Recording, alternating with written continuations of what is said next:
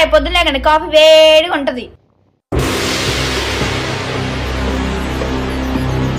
కదా. అది కాక మన మ్యారేజ్ అయిన తర్వాత వచ్చిన ఫస్ట్ బర్త్డే. నాకు కాల్ చేసి విసిగించుకు.